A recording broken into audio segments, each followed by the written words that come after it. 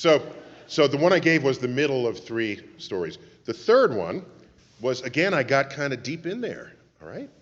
And then they read the particulars of the case.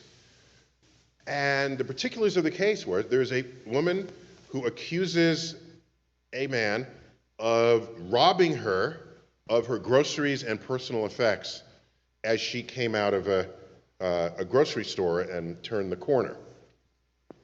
And part of the problems was they were not able to recover on this man or anywhere where he had been any of her personal effects or any of the groceries that she was carrying. And so that was the defense attorney was citing this as important thing. All right, so there it was. And so the judge says, would you be able to convict based on the testimony of one person or another that you hear in this? And they go to somebody and say, yeah, I probably can. I can. They got to me and I said, everything I know about eyewitness testimony tells me that if that's the only evidence you have available, I will not convict. If there's no other material evidence in this case, I will not convict. Okay. So then, the judge says, does anyone else of the jury agree with juror 7, whatever my number was, that you need more than one eyewitness to convict? Okay. And I said, all right, what do I do now? The person in front of me said, that's not what he said. Okay? All right? And so I so resisted the urge to say, you didn't report what I said accurately 15 seconds after I said it. That would count as failure of eyewitness testimony, wouldn't it? And I said it 10 billion nanoseconds ago, right? So I was out in the street 30 minutes later. I'm astonished. There's a whole chapter in there called Law and Order. And why they will never want a person such as myself with the expertise that I have on a jury is beyond me if they're really after the truth. And the truth can only be decided by an analysis of information, of data, so I was sad when I wrote that. I tried to land in a positive place, and I think I did. But working through it, I remember saying, yes, trial by jury of your peers is better than trial by jury that's not your peers.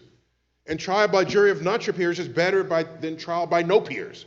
And then trial by no peers is better than trial by just a possibly biased judge. And trial by just possibly biased judge is better than trial by ordeal, by dunking you in the water.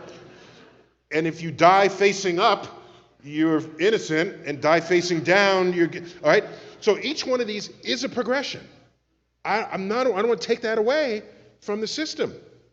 But a trial by data analysis experts, if the truth is what you're after, has got to be better than all the rest.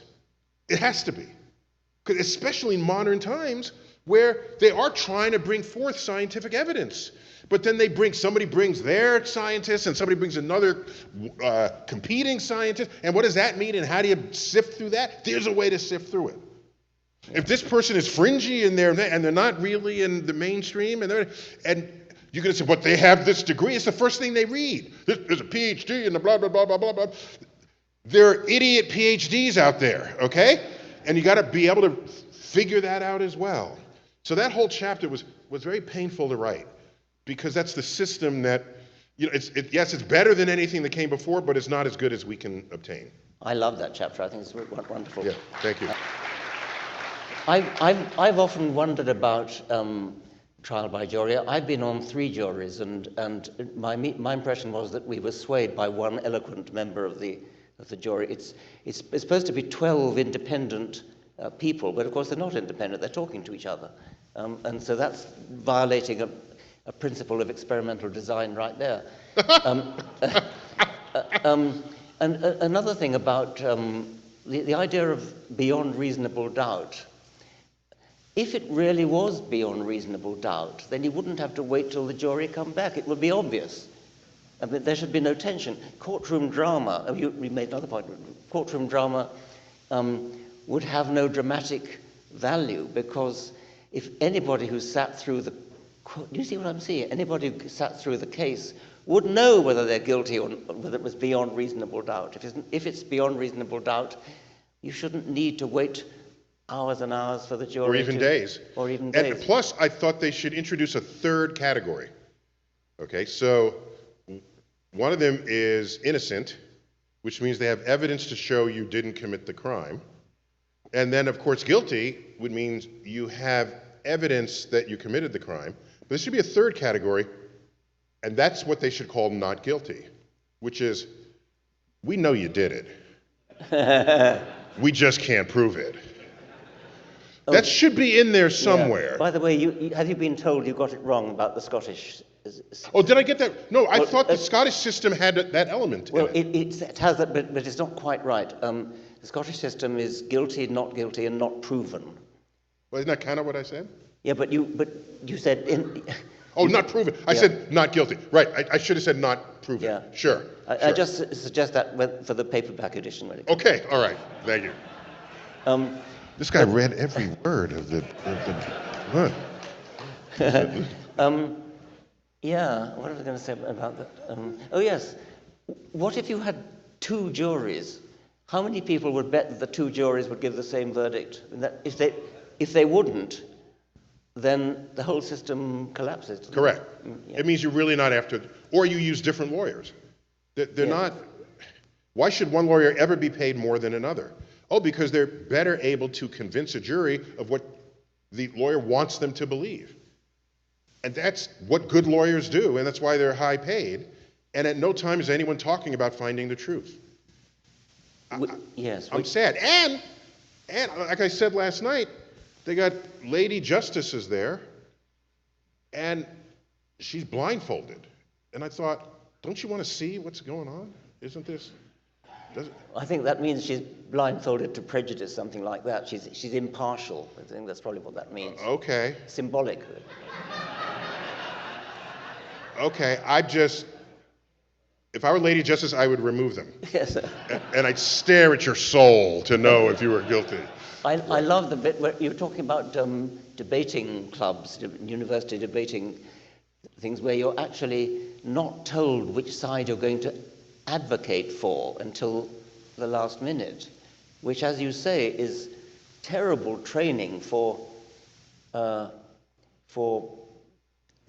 art of bamboozling rather than actually getting at the truth. Right. And I remember. And if most of Congress have legal backgrounds, then they're professional arguers. And now we layer politics on top of their training in being a professional arguer, and nothing gets solved in Congress. Yeah, quite. I mean, if only we had more scientists in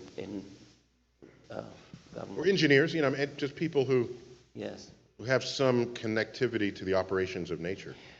Yeah. One of my biological colleagues, I can't quite remember who, said that we are naturally selected by evolution not to be born scientists, but to be born lawyers. And it's a serious and rather forbidding point. We are we're a social species, and we have, like many other social species, dominance hierarchies.